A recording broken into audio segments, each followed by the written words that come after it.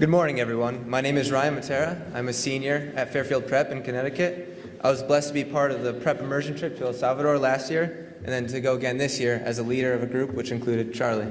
Hello, I'm Charlie McGrath. I want to thank the ISN for this opportunity to speak to all of you about my experiences in El Salvador. As Ryan mentioned, I was a member of the prep delegation to Usulután, El Salvador, in February of last year.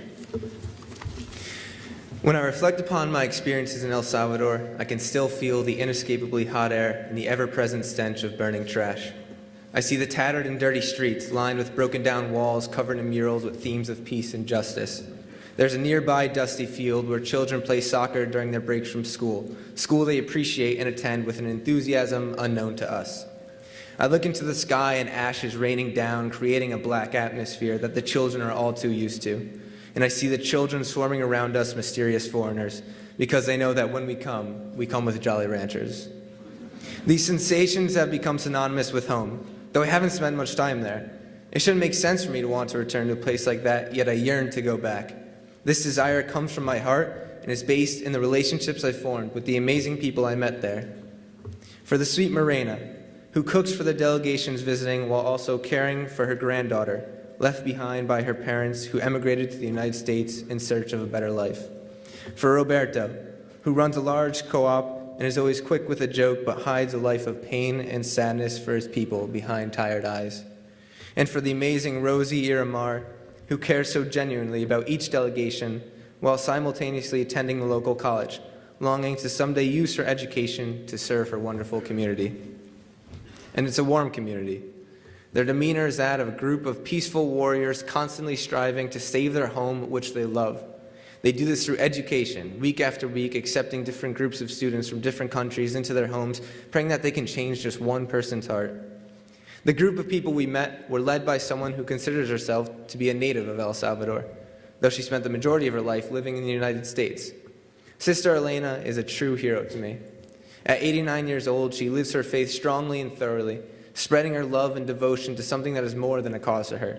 It has become a life mission. Instead of preaching that people ought to go down to El Salvador and make a difference, she is actively making that difference. She is an El Salvadoran. I remember a conversation with Sister Elena where I was praising her and her good work, yet she was appalled. In her mind, her mission had barely begun. After all she had done and sacrificed for them in the most complete act of solidarity possible, she is still plagued by her desire to do more. She is a living example of the Ignatian concept of the magis. That is who we should all strive to be. Someone who is completely empathetic, that they may feel others' joy as well as their pain as their own. Making that sacrifice is the first step to the wonderful realization that to give is to live. We must all recognize the injustice and wholeheartedly choose to fight it like Sister Elena. The world would be a better place if we could all be more like her. I can only begin to tell you all I learned from this truly transformative trip, but I will do my best to share the experience that affected me most, the story of La Casera. For those of you unfamiliar with this event, it took place in La Casera, El Salvador in 1981. An entire village was forced to abandon their homes as a part of the Salvadoran military's scorched earth policy, in which whole towns were destroyed. The villagers had to leave all they owned and all they knew, bringing only what could be carried with them. Just try and put yourselves in their shoes, waking up one night to the sounds of gunshots and explosions.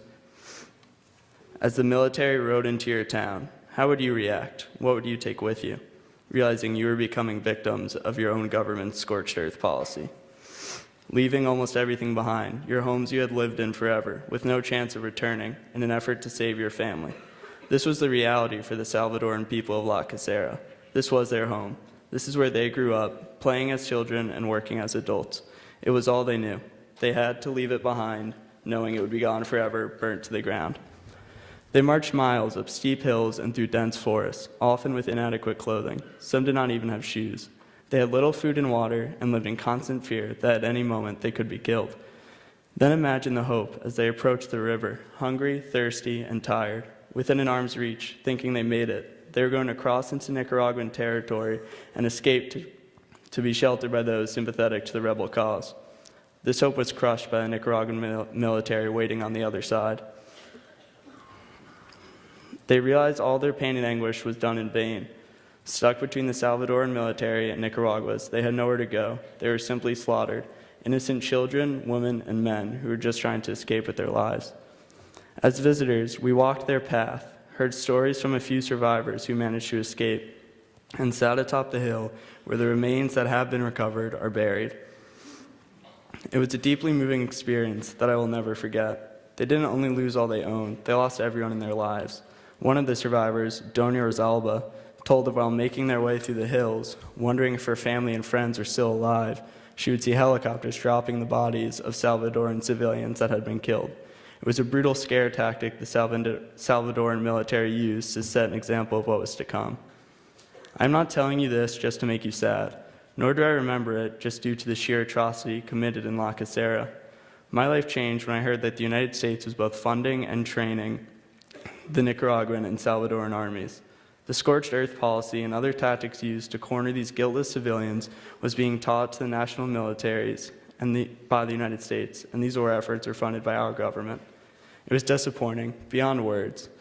I love my country so much, and I always thought we were the good guys. Clearly, in this instance, I was wrong. The United States failed the innocent women, children, and men of El Salvador. This is not due to a group of evil men in Washington. This happened because the American people were not actively well-informed citizens, so were unable to take a position on the Salvadoran conflict. That is all it takes. Apathetic citizens in democracy will leave room for evils such as this. I entered this trip relatively indifferent to current events and foreign policy. I assumed when I grew up I would enter the world of marketing like my father did. But hearing these people speak, seeing the pain in their faces as they tried to describe the horrors committed on their people, this inspired me to be a more informed, aware, and active citizen. I hope that what I experienced can help you all understand how important it is to be an informed citizen. Last week, Charlie and I had the opportunity to meet Father Ferdinand Cardinal, a Nicaraguan liberation theologian. He preached of the value of life and suggested our worth derives from our sacrifice to others. As he put it, rather bluntly, if we do not live to serve, we do not deserve to live. Thank you for listening and enjoy your weekend.